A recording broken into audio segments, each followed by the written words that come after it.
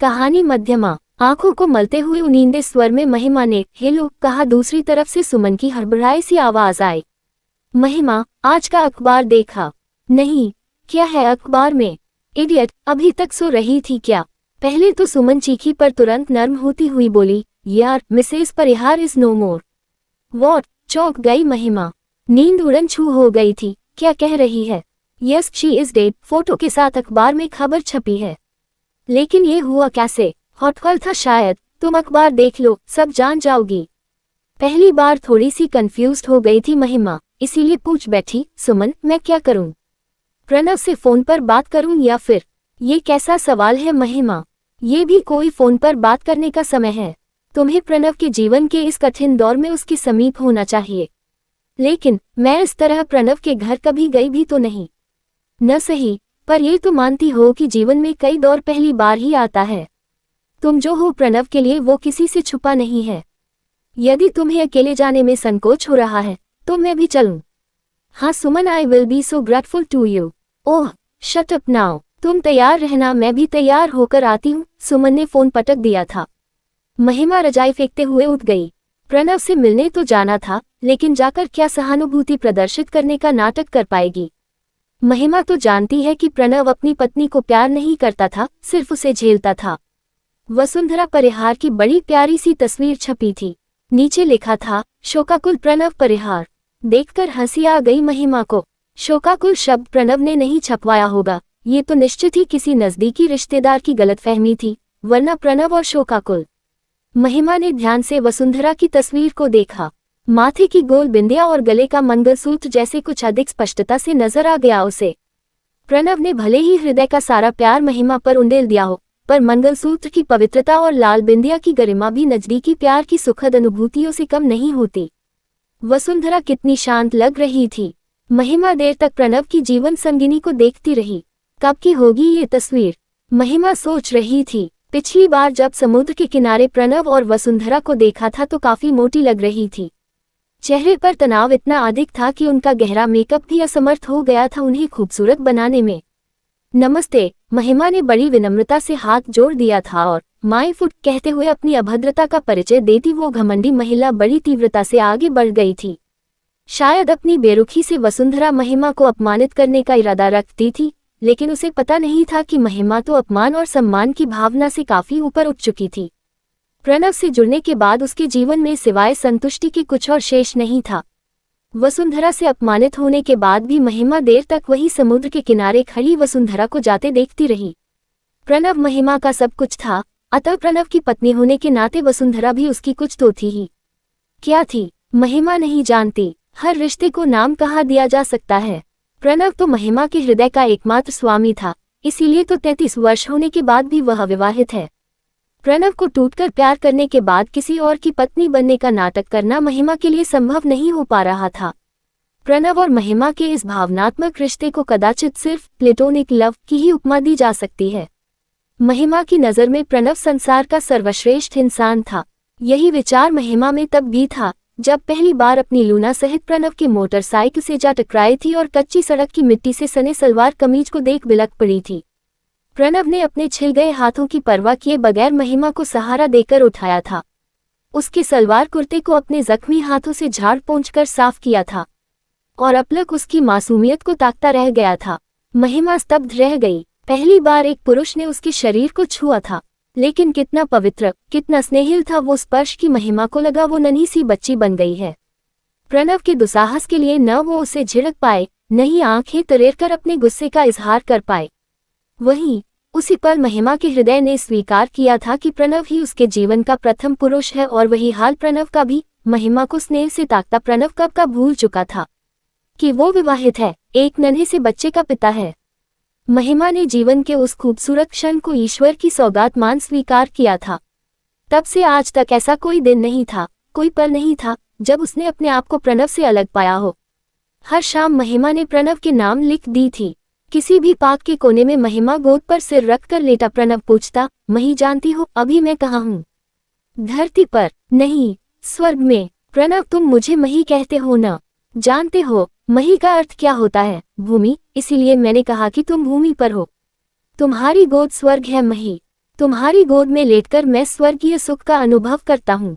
तुम बदकिस्मत हो मही जो इस स्वर्गीय सुख की अनुभूति से रोमांचित नहीं। क्यों नहीं हो सकती? तुम बैठ जाओ, मैं तुम्हारी गोद में सिर रख लेती हूँ। वो सुख मुझे भी मिल जाएगा। नहीं, ये सुख सिर्फ तुम्हारी गोद में है। मैं जब भी तुम्हारी गोद में सिर रखता हूँ ना मही, तो मुझे लगता है आकाश नीचे आ गया है तुम्हारे सिर पर।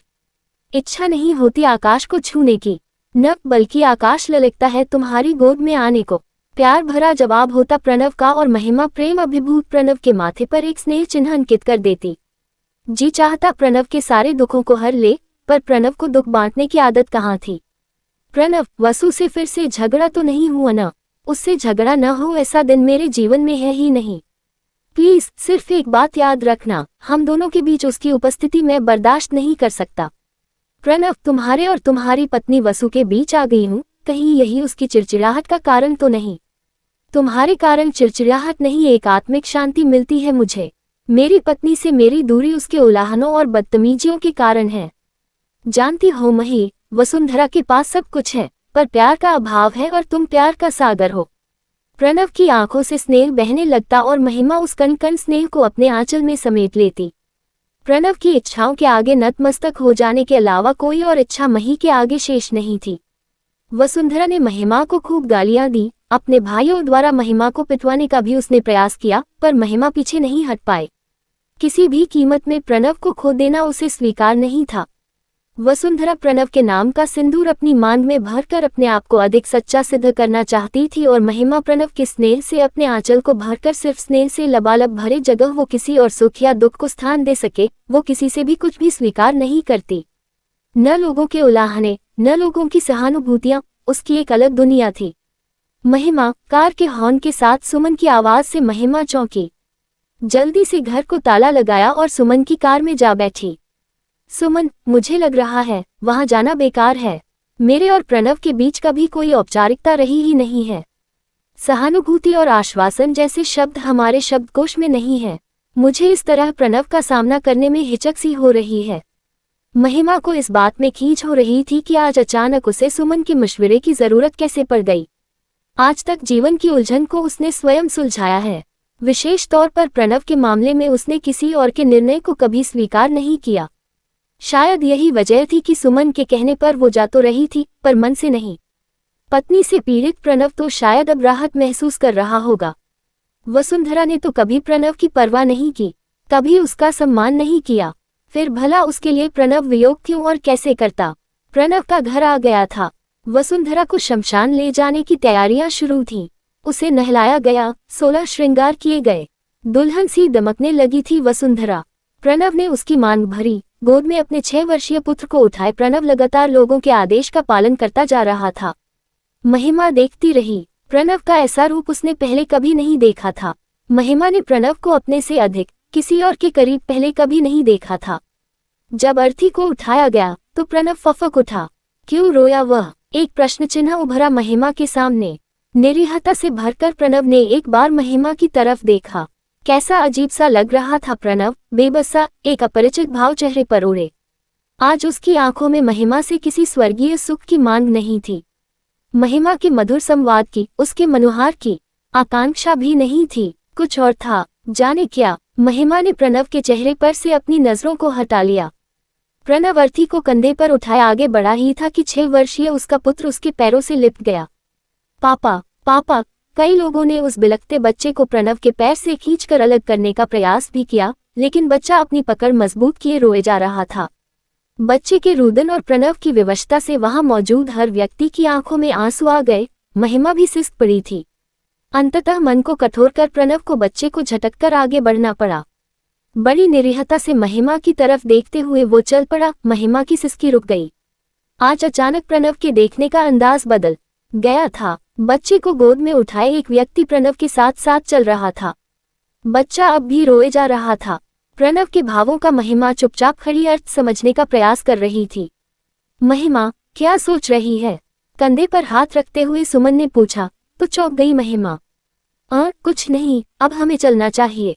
अरे, प्रणव को तो आ जाने दे, देखा नहीं कितना परेशान सा लग रहा था।